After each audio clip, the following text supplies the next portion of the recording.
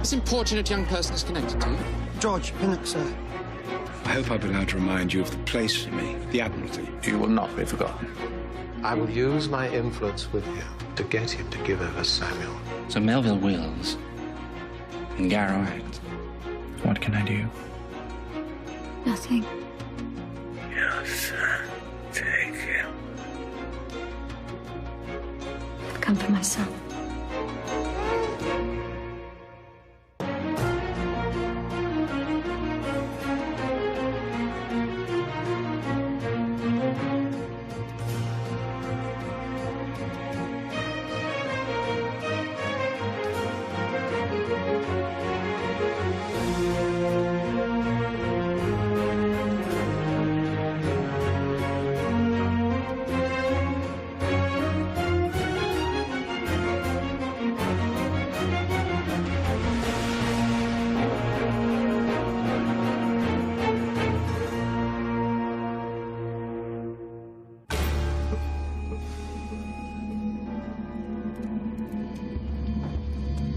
Let it be known that the candidates for the seat of Westminster are Sir Cecil Bray and Sir Charles Fox.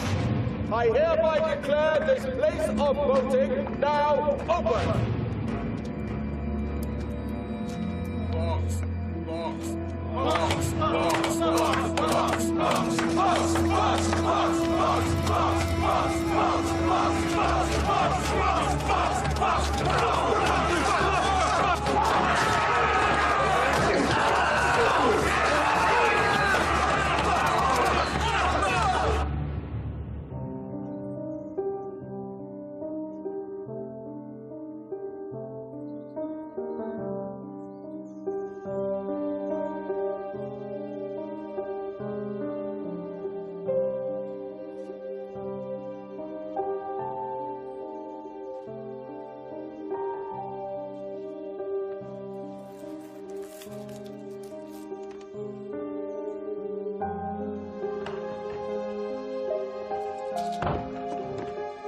Sir.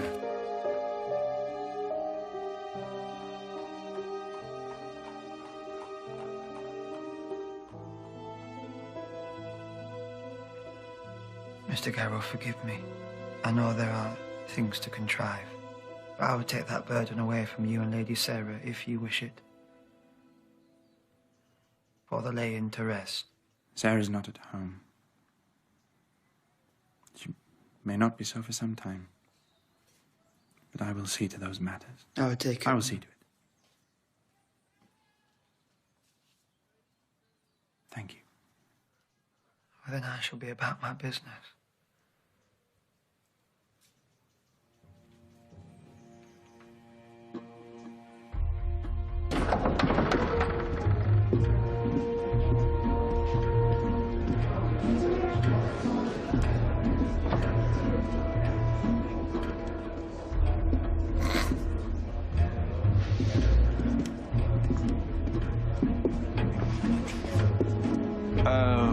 See who comes.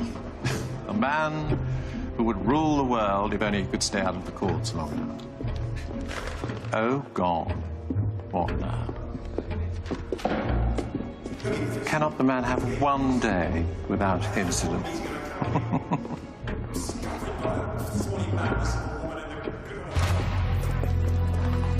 Sir, there is such wickedness as hell cannot conceive in this vile place. Sir, I am the man to find a barrister to represent your case in court, but you must help me with answers. I walked from Ludgate Hill to Covent Garden to place my vote at the election, and came upon a most uproarious scene where constables obstructed my effort to vote for Mr. Fox.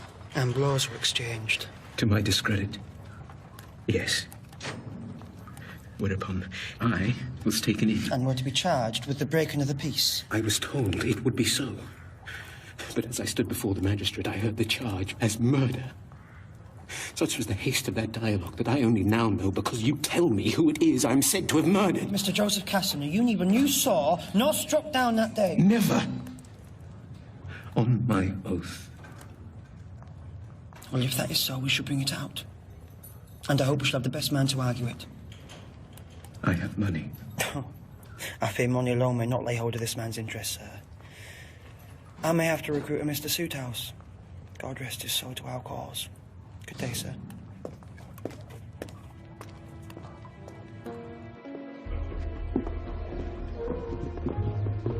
Ah, Sir Arthur, how splendid. My Lord Belver. I noted you with a messenger just now. Not troubling news, I hope. It need not detain us, my lord. But please, you know well, your troubles are mine. All too often, perhaps. The news was of my son.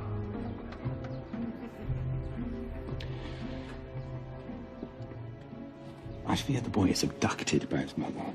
The boy is abducted by its mother? My lord, please. Should you not now scurry away and take care of that trouble?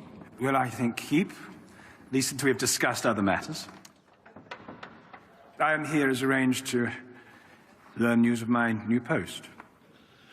I gave Prime Minister Pitt a true appraisal of your qualities, and I trust you will not be disappointed with Second Under-Secretary to his Ministry for Harbours and Landings.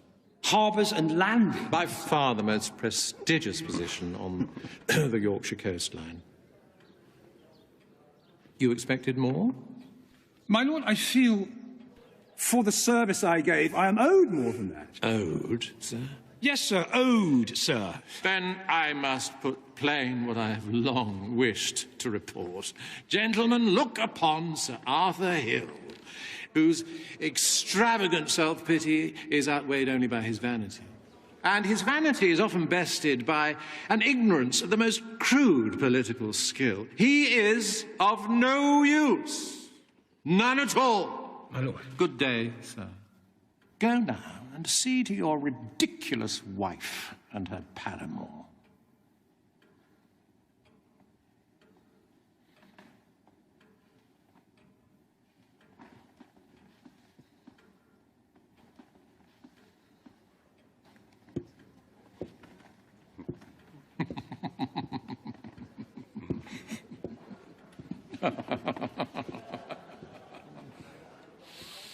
It is a murder, Mr. Garrow, of a gentleman struck down on voting day for the Westminster seat. Though you'll see here that although constables were sent in to keep the peace at elections that day, that they themselves lay into the crowd of voters with their Mr. Pinnock, did I not make myself plain? I did not ask for your service in preparing this brief. Indeed, I had not asked for the brief at all. I see your humour, Mr. Garrow, and accept that you did not. But I thought you knew. Mr. Suithouse did. You will explain yourself? He had me set the case aside and mark the date of its beginning. He spoke of it as a nonsense that you might enjoy being appalled by.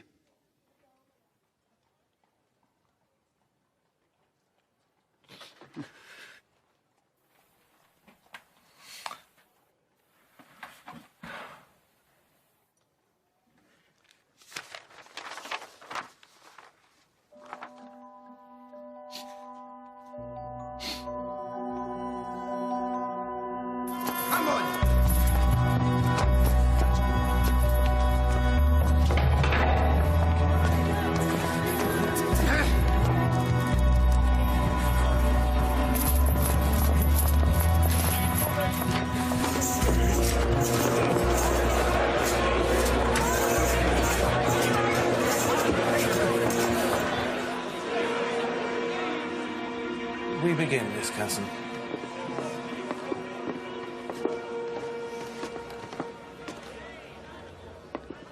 Garrow, I knew you were a good servant to Mr. Fox and his kind, but I thought the sad business of Mr. Suithouse would have kept you from this place. Seems it is Mr. Suithouse himself who will not let me.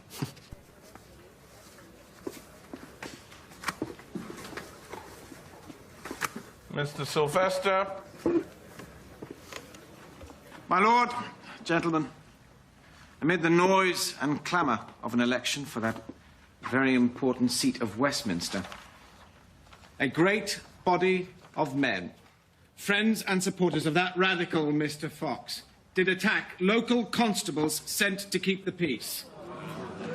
I will show by evidence that this fellow Nicholson did knock the aged and innocent Joseph Casson to the ground, rained down violent blows upon his head, and in doing so took his life. I call the witness, Thomas Davy. I came upon a sight of great spectacle. Supporters of Mr. Fox and Sir Cecil Ray crying out for and against, the butchers, as tradition demands, clacking together their marrowbones and cleavers, and the whole scene. Mr. Davy, might you leave off these dazzling depictions to those of the press paid to do it? The matter here is murder. I ask your pardon, my lord. Indeed, the mood then did darken. As Fox's ruffians, armed with bludgeons, sought to satisfy their violent appetites. And in the ensuing melee, you saw Joseph Casson struck and fall. I saw this man, as clear as you see him now, with arm raised high. And I saw the man I know now to be Joseph Casson fallen to the ground.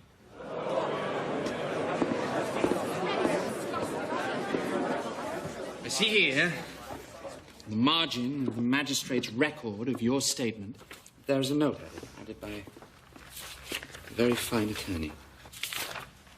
Tell me if it is, as he puts it here, that you are the man who passes his days abusing with fine language those gentlemen associated with Mr. Fox, and once throw dirt at the person, Mr. Fox himself. Do you question my honour, sir? Were you not also paid, sir? Paid to rally against all those who stood for Mr. Fox? In fact, is not your performance here a continuation of that employment? How dare you that? Who but a foxman such as you, sir, would defend this other foxman? Mr. Davy, we are not voting here today. We are about a man's life. Do you claim you saw the blow struck, sir, that murdered Mr. Casson? I saw the tableau of that tragic death most vivid. Answer the question, Mr. Davy. Did you see this foxman strike Joseph Casson? I will confess it. I did not.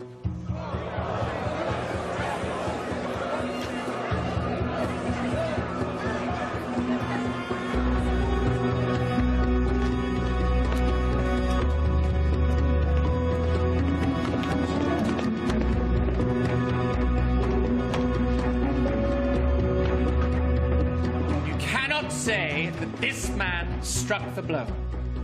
Your prejudice is clear. This prosecution is fantastical. Now, gentlemen. Mr. Garrow.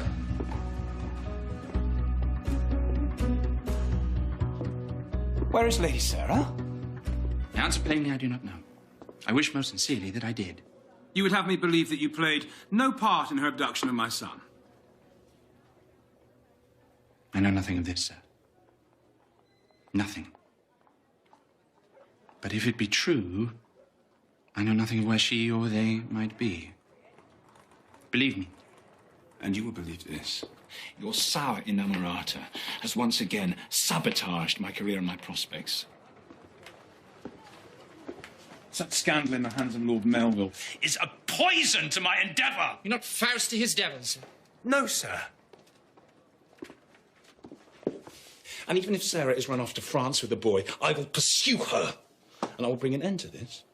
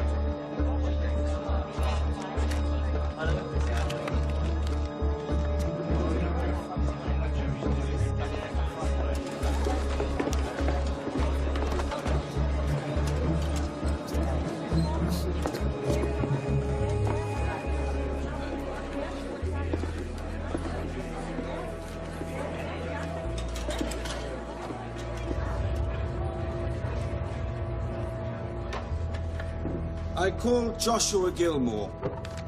Do not see this man on the indictment. With your permission, my lord, the man I would call is a new discovery. I will allow it. Mr. Sylvester, continue. Mr. Gilmore, you were at the Covent Garden on May the 10th and saw the fracas involving this man, Nicholson? I did, sir, and saw Joseph Casson struck by that man in the blood-red coat, Hubert Nicholson, with a large stick with a nub to the end of it. Are you sure that that man was the man struck the deceased? I'm sure of it. Upon my word, upon my honour, and upon my oath. Sir, you appear nowhere in the coroner or magistrate's account of this matter. Why did you not go before the coroner to report any of this? My reason was this, sir. I came up to the Bailey yesterday about a little business I had of my own and saw from the notices displayed that this matter was to be tried. You came here by chance yesterday? Yes, sir. I see. Do you not agree, although I myself believe every breath of your testimony, that for the gentlemen of the jury, there might be some small room for speculation? That the first you heard of this business was today, in some small coffee house off Silver Street where certain officers of the law gave you this speech to learn by heart. They would scapegoat this man and corrupt this court. I have objection, my lord. Once again, he all but lectures the jurymen. Mr. Sylvester, whilst I abhor Mr. Garrow's habit of gossiping with my jury, I feel I can only agree with his concerns. I've heard enough. Gentlemen, even supposing you can possibly credit the witnesses examined for the prosecution, you will find nowhere, I regret, a reliable account so to connect Nicholson to the death of Castle. But it is for you to determine whether you will not acquit the prisoner.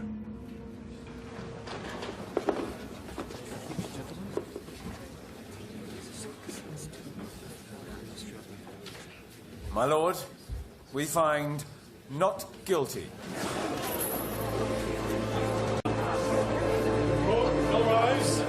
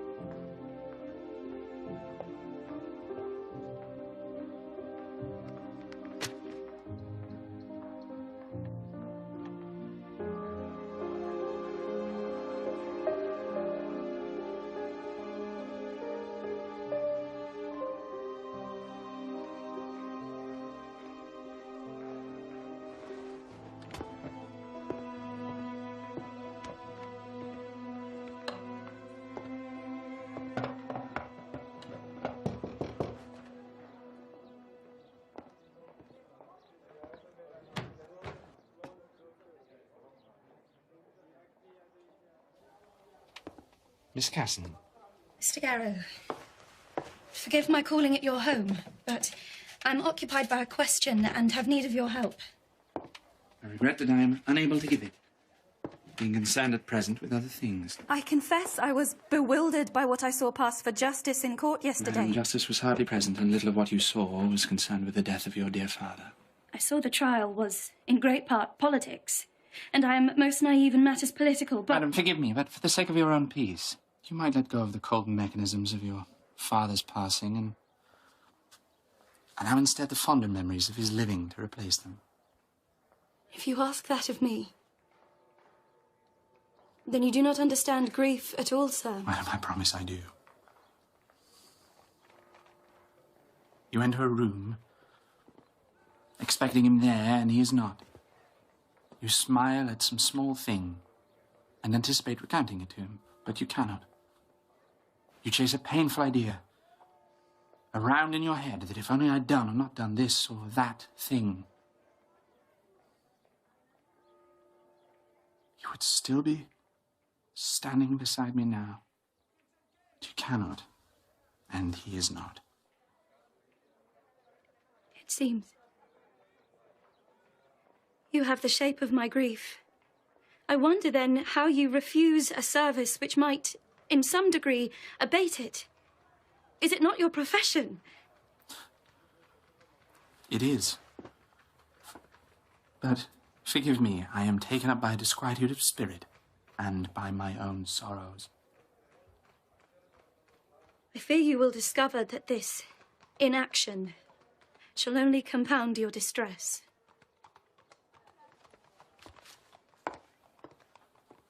Miss Casson, you say you're occupied by a question. A simple one. If Mr. Nicholson did not kill my father, I would know who did.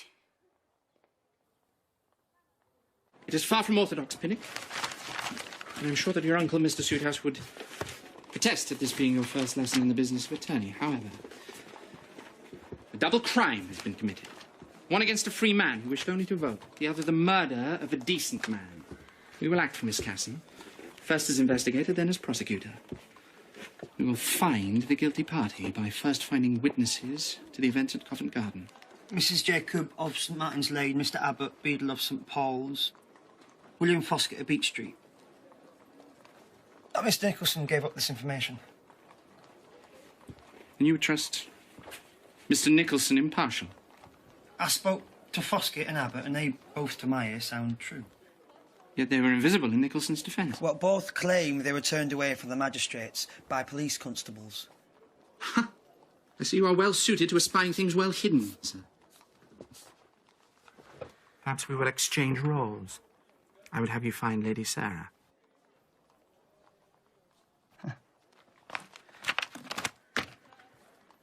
I will see to it.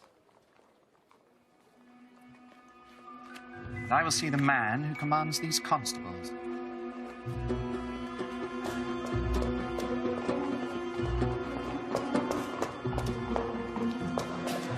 So Sansom Wright passes his regrets, sir. He's detained with matters of... Mr. Garrow. I see you would be Nero, sir, as London burns with your injustices. And I see you are vexed, sir. Is your objection to my playing? Or some small matter of law? Here listed are my objections. You, sir, are directed to protect the free citizens of this society. And yet you made war against the gathering of its people. You, sir, are a mechanism of justice. And yet when a man was killed in your unjust war, you twisted your efforts so an innocent man would hang for it. You, sir, are charged with safeguarding a frail democracy. And yet because you fear that Mr. Fox will win the Westminster seat and from there challenge this illegitimate government, you had your men steal the right to do so from those who would vote for him. You do not deny this last. Or any of it. And do the heavens shake? No. But you've made your brave liberal speech bravo. Although I fear the world outside this window has not changed. Have you no deeds in you? Or just more clacking?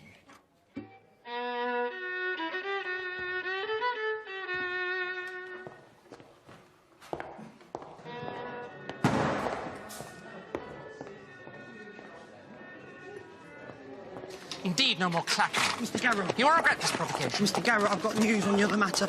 Concerning Sarah? Yes. So soon? How? Sir Arthur Hill cast a wide net for information, so I merely diverted the fish into my own hands. And is she in this country still? She is. You'll find her at this place.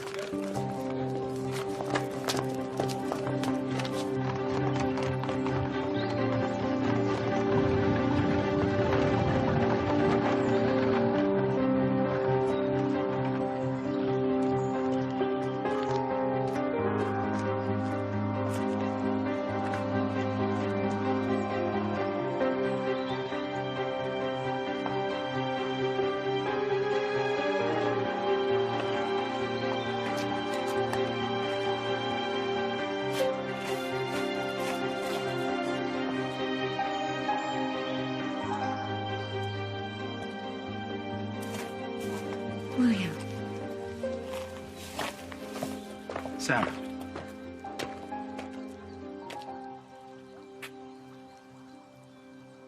I thought you in France. Sir Arthur is wild at you for this outrage. And also finds himself out of favor, which angers him still more. William, I fear that he will bring this anger to your door.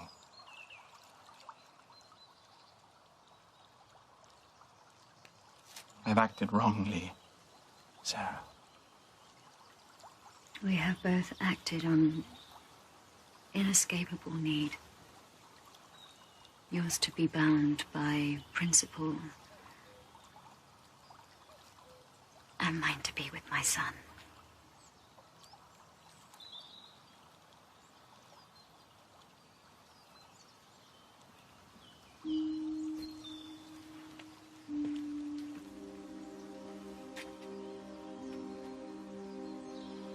We have tried all ways to change our circumstance. By law, by pleas, by threats. Yet I cannot turn and walk away from here. I will so have you stay.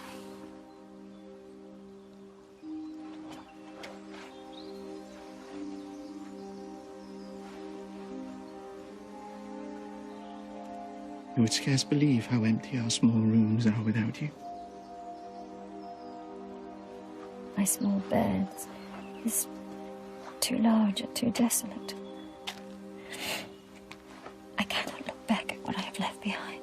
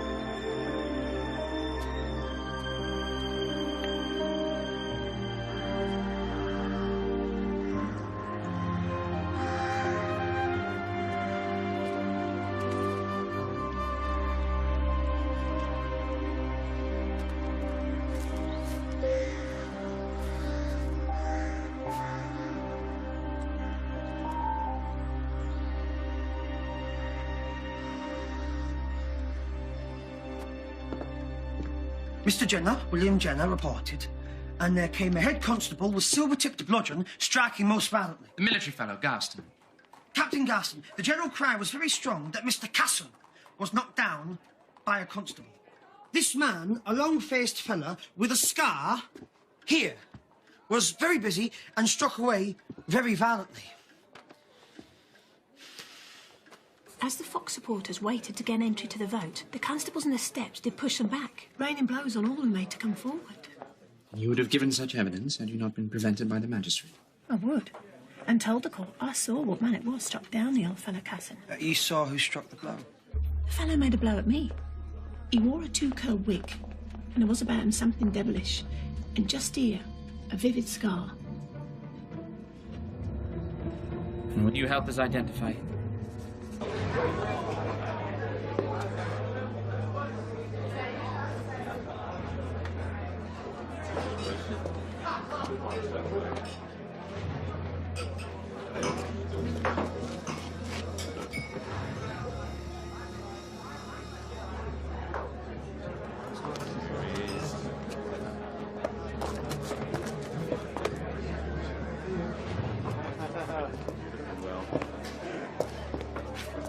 Constable, I'm William Garrow, barrister.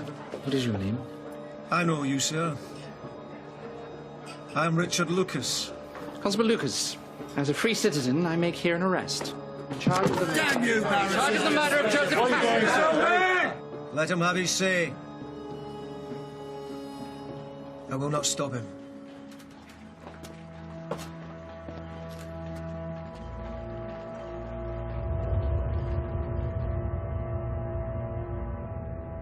You seek to bring charges, sir, against this constable? I do. An act on behalf of Miss Emmeline Casson, daughter of a murdered father. For which murder I charge Richard Lucas.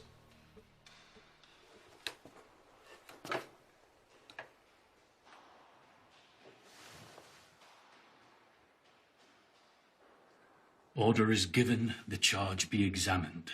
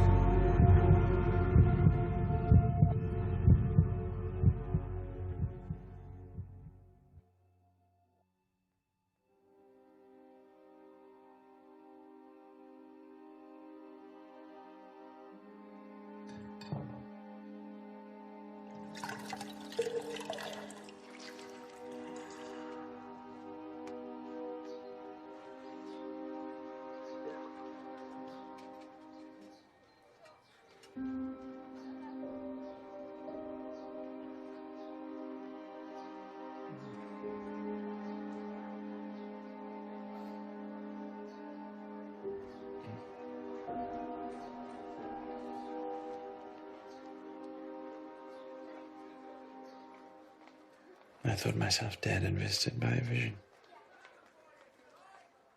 Guardian angel, perhaps? I fear you have need of one, William.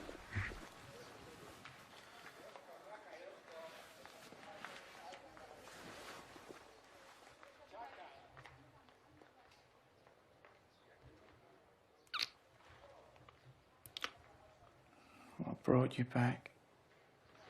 William, I have thought on what I comprehend of my husband. His weakness, his power. That is what we must feed. And by some fashion convince him to give up Samuel voluntarily. We must bargain him into agreement. What goods have we to sell, sir? His hunger for power has put him the wrong side of Lord Melville. He now stands in great need of influence. We must exploit that need. Perhaps Melville is the goods. Think on this, that Melville did expose an unguarded flank. He was most keen I should not explore his interests in the colonies. Why? We will search Lord Melville's pockets. And we will find his transgression.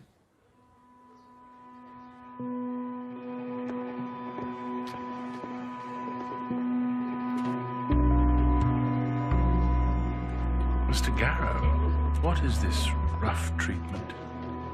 Sir, I'm no fist-fighting man, but neither am I a man whose obligations can be deflected by blows or threats. Admirable spirits. That a stout head will not cloud your attempts to prosecute Mr. Lucas. It will not. And rest assured that I aim an axe not at the branch, but at the tree.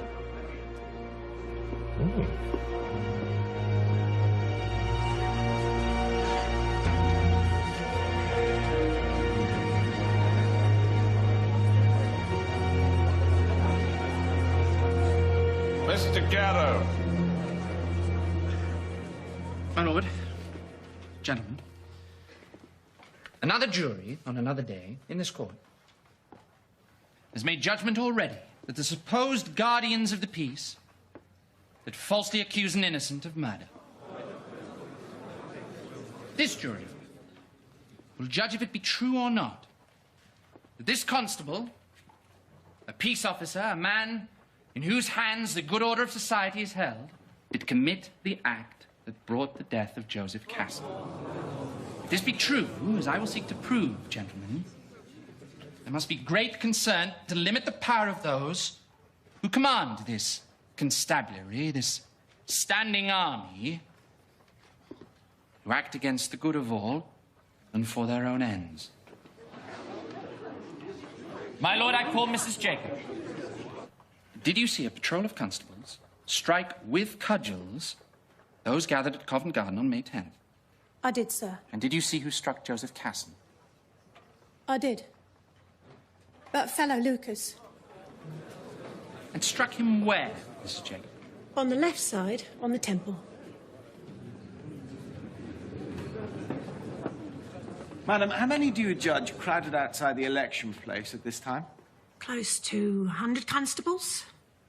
And 500 to vote for Fox or for Ray. And betwixt yourself and the tragic moment, a tableau of shifting animated life, full of noise and haste. I saw what I saw, sir. You seem of great conviction to not even question your own certainty. I have questioned my memory of events, you have sir. questioned it. You have doubted it was Mr. Lucas you saw? That is not what I meant, sir. I think the jury have heard you. Mrs. Jacob, for clarity, have you doubt that it was Lucas you saw make the blow that killed Joseph Casson? I have not. Thank you. My lord, I would question the defendant, Richard Lucas. Very well. Mr. Lucas, before your present post as constable, you were a soldiering man. I was. For 10 years. Served in the American War under Sir Hector Munro, fighting for the East India Company. Now you're captain of constables in your own patrol. Yes. And during your years as a soldier, did you often disobey a command? Never, sir. You think that impertinent of me? I do. It's against all I know. The chain of command is a strength. It is the heart and power of the regiment. And of a patrol? I do not follow you, sir. Your patrol? Instructed in its duties by who? Given orders by who, sir? Chief Magistrate, Sir Sampson Wright. My lord, I call Sir Sampson Wright.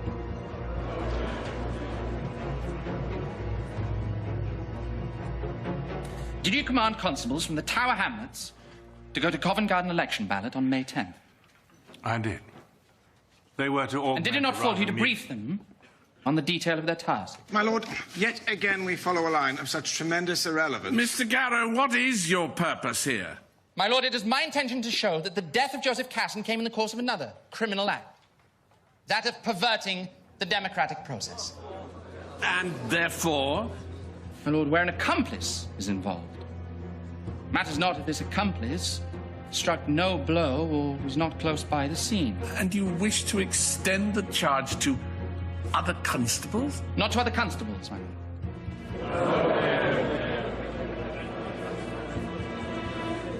Mr. Garrow, Mr. Sylvester, I will see you in my chambers. We adjourn. Explain yourself, Mr. Garrow. If Sampson Wright sent the Tower Hamlets constables into Covent Garden with the express intention of preventing supporters of Mr. Fox from casting their vote, then he set in motion a crime that led to the death of Joseph Casson. And if you proved that to have been his aim, you would make a case to prosecute the Chief Magistrate? I would, my lord. Charged with constructive murder. I hardly believe this. Sampson Wright, peer of His Majesty's government. What we consider in this place, Mr. Sylvester, is a man's deeds, not his title. My lord, no, surely you cannot give this idea light. Cannot? Now, Mr. Sylvester, you are not yet made judge. I will allow that you follow this line. You may have your duel with Sampson Wright. We will adjourn until tomorrow.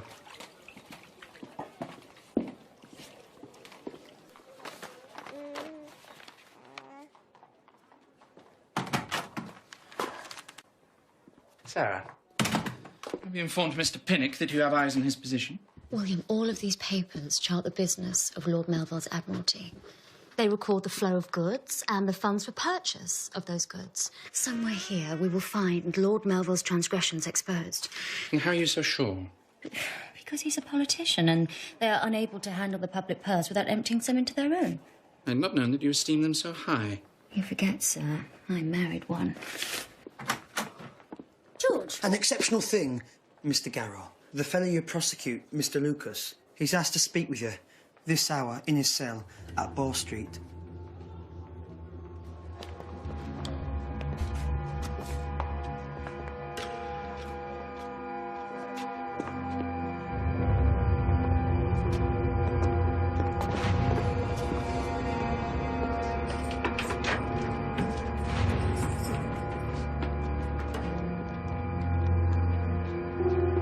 Mr. Garrow.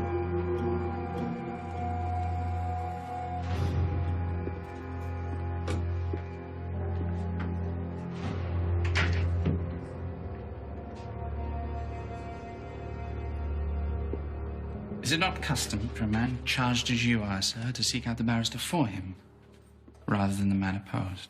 There'll be time enough for Mr. Sylvester's counsel. He will tell it, I shall not hang. I will tell it, I know I shall. That will end our business.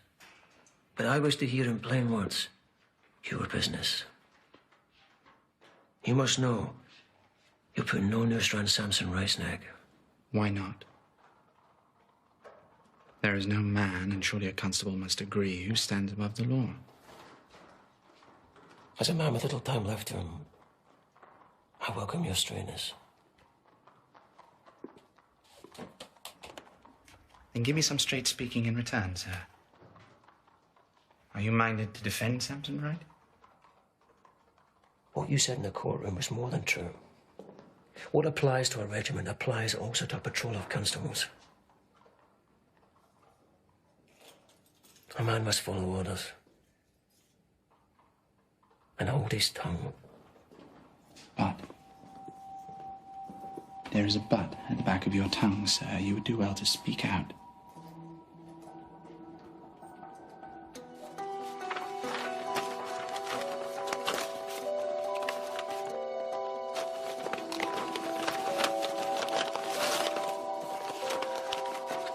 All manner of merchandise. Indigo dye, saltpetre, tea, opium. Nothing damning carries Lord Melville's signature, nothing to stain his character. He takes great caution. Except this. Relating to speculation in land. Trinidad.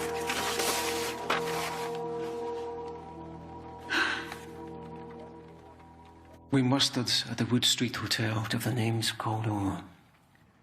The 30 I captained, any recruiting sergeant would turn away. Many fresh from Newgate cell. Most held a constable's bludgeon in his hand for the first time. And all the while, the clamour outside, tightening our nerves. We waited on instruction.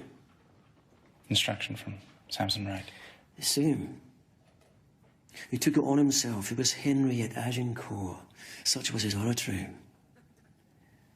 He called the day the last to save the soul of a nation. Fox was the enemy. Fox was a devil. His supporters would have us live like Frenchmen in our own land. We must swing out with fervour. And they were won over by all of this. They were. Every one of them. And God forgive me, I was the same. My blood and nerves filled up with the glory of battle recall. 30,000 of us against Washington's raw troops. British ships in New York Harbor, shaking the ground beneath your feet with cannon fire. Farmhouses burning. Shattered men screaming in the blind, choking smoke. And above all of this, the one purpose.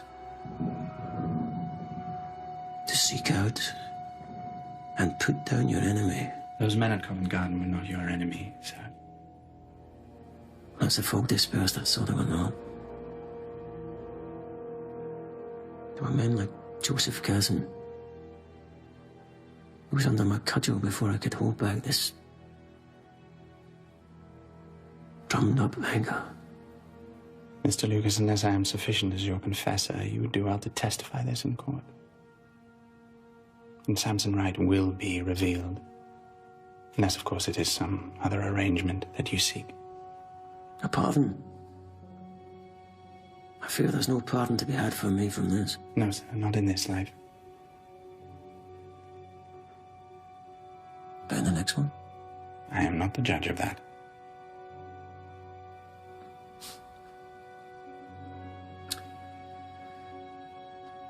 And I will say my piece in this one.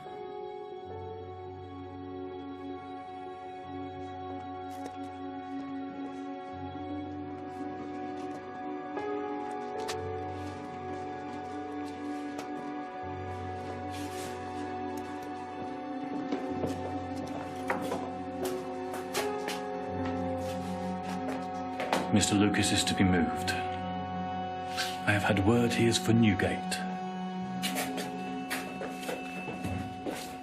I believe, unless his philosophy is entirely altered, Sir Arthur will wrench this evidence from your hand. Indeed, this will do it. Well hidden, in plainest sight. But no less explosive for that. I shall take my leave.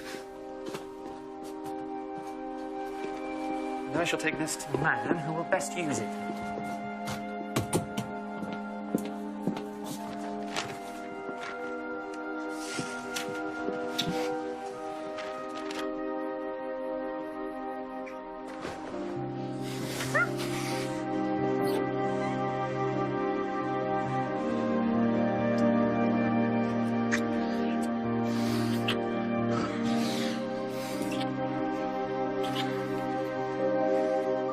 I am to have your child.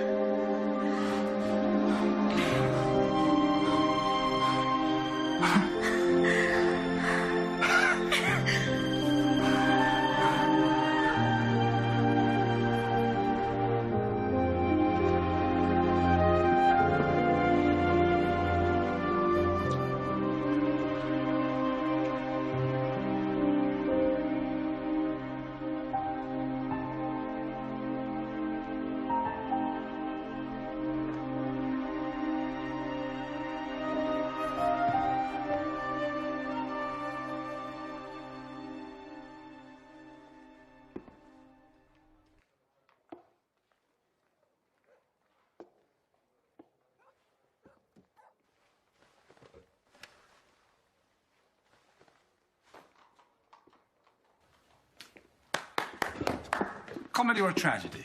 Sir Arthur. I had a 3-shilling ticket to a box at Sadler's Wells. This performance is worth foregoing there. But is it a tragedy of vaulting ambition denied, or a comedy of fools and mismatched love? No, I suppose you're as weary of this extended skirmish we conduct as I am myself. So be it. If I hurry, I still make the second half. Good evening, sir. But you will miss the opportunity to avenge Lord Melville.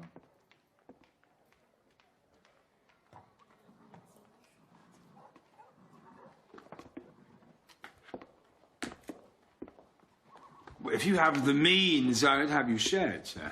I will. But there is a price on it.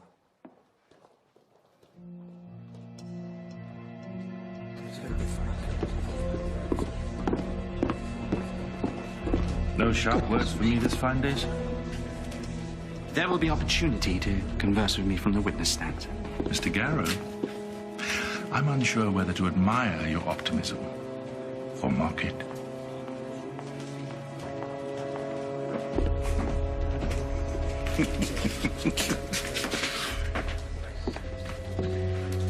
Mr. Fox, what could bring you here this day? Why, you do, sir. You do.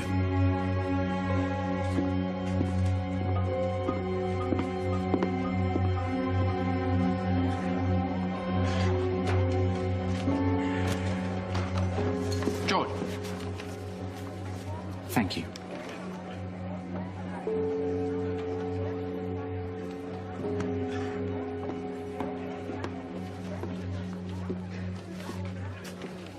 There is a matter I've struggled much with. I hand this to you for my client. I fear Mr. Lucas will not be with us today.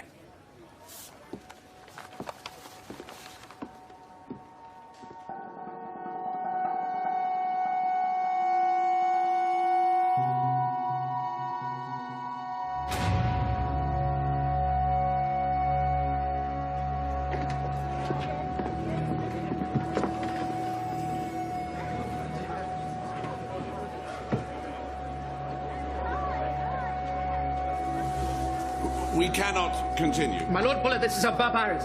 Consequent upon the death in confinement of the accused, Richard Lucas... You will not silence anyone with this treachery, sir. I have here a man's statement. I am required to dismiss the gentleman of the jury. I, Richard Lucas, fearing I will not survive this night, that my death will cheat both jury and hangman's noose. The jury is dismissed. Will have it known by what agency the men of my patrol were sent to lay violence upon those minded to vote against the government and to Mr. Charles Fox. Chief Magistrate, Sir Sampson Wright, by his own impassioned appeal to our baser cells and demands for blood, did stoke up the fury of those constables, and did so fierce set my own savagery that I did strike out and take the life of the innocent Joseph Cassidy.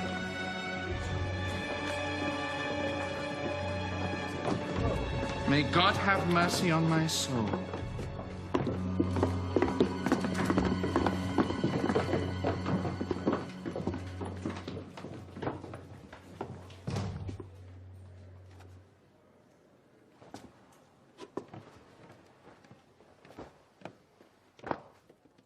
They fear us, Mr. Garrow. We kick at the tent poles. We do not fit, and we will not change. And so we irk them. Our enemies, our detractors. My apologies to you, sir. You did not come here to see a trial lost. No, I came to support a man who toils because he recognizes a fellow innocent unless shown otherwise. And because he aches for change. And you have not lost. Your prey has only gone to ground. We will flush him out, and others like him. And I hope that your conscience will be my light, and that my influence can be yours.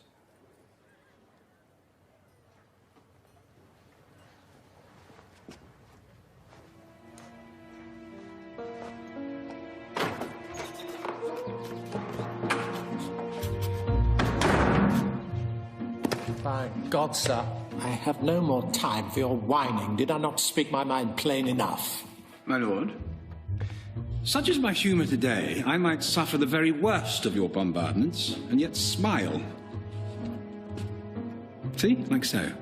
Now I fear you are mad from your continuing wife troubles, no doubt. Not mad, sir, but elevated by a secret revealed. And expressed in just 3 plain words. I, sir, Mr. William Garrow. No, sir, here's the source, but the secret lies in 3 more words. The Trinidad Treasury. Ah, my Lord Melville, I see the cogs in your noggin turning fit to smoke on their pins. Sir Arthur, did I not say since last we spoke that I have been with the Prime Minister once again? You see the pitiful architect left now amongst his ruins. And he did ask after you. I fear, sir, I have you so in my grip, I might command you stripped to your skin and climb the chandeliers like a baboon. And we spoke most warmly of you, indeed. Shut up your mouth and listen now to this, you addled bag of stench. You burnt all bridges with me when last we met, in front of those cronies, who, you shall see, will turn their backs on you most instantly. Sir Arthur, I ask you first to think how we might contrive to resolve this circumstance. Oh, well, I have. And I think such sport deserves an audience. Do you not find?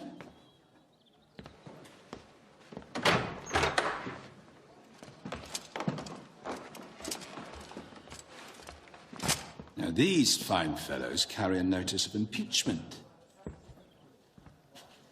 with your name upon it for misappropriation of Treasury funds.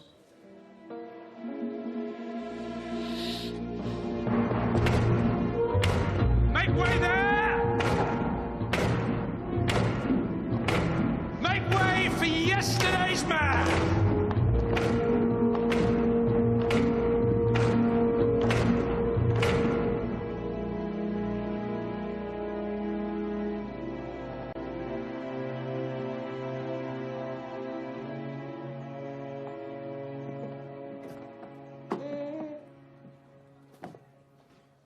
Sarah.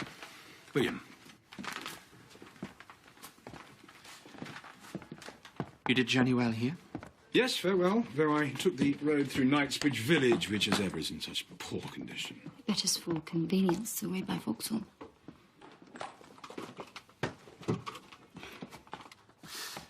And here is the document. That seals the thing.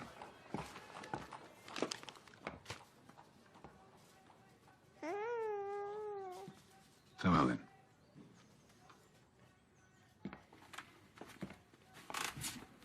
Fine boy, Samuel. And, recall what I said about not following your new father into law.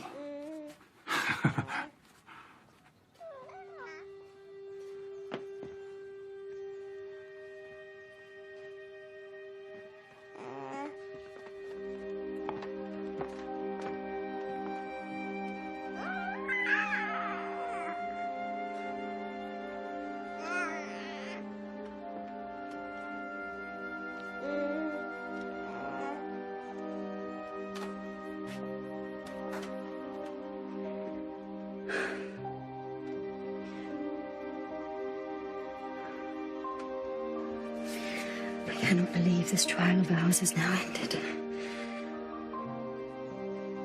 And I cannot yet believe what we together have started.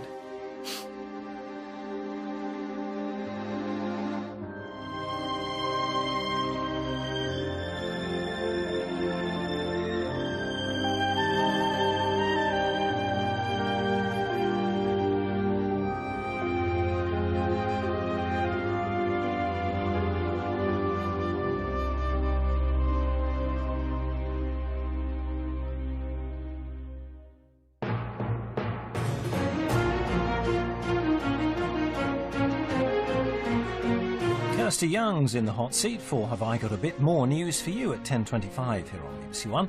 Today's Premier League action in Match of the Day 2 on BBC 2 in a moment, and just about to start over on BBC 3, a double bill of comedy with brand new episodes of American Dad.